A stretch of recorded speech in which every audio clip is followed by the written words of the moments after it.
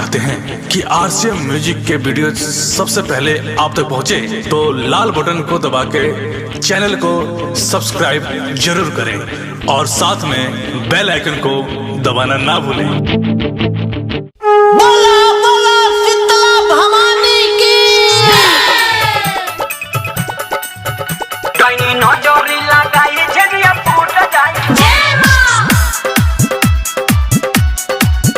कहीं नजरी लगाई झरिया फूट जाए। जय मां। डीजे ब्रजेश चकिया, डीजे ब्रजेश चकिया, ब्रजेश चकिया।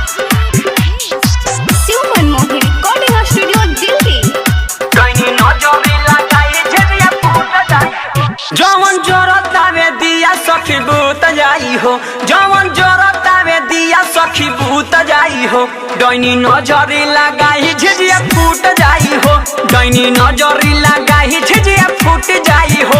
भोरे भोरे के घूमल लागे छूट जाई हो, भोरे भोरे के घूमल लागे छूट जाई हो। डैनी नजरी लगाई झिझिया फूट जाई हो।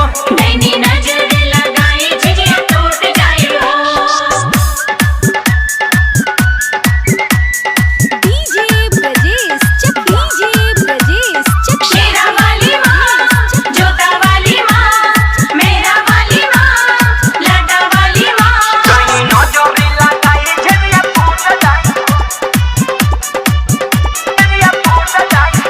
ओकर गुने बाटे भारी मंत्र हमनी पमारी, ओकर गुने बाटे भारी मंत्र हमनी पमारी। काजो राखी में लगा के दो डोइनिया के गाड़ी, सुनते हमनी के आवाज डर से सूत जाई हो, सुनते हमनी के आवाज डर से सूत जाई हो। डैनी नजर लगाई झिझिया फूट जाई हो। नैनी नजर लगाई झिझिया टूट जाई हो।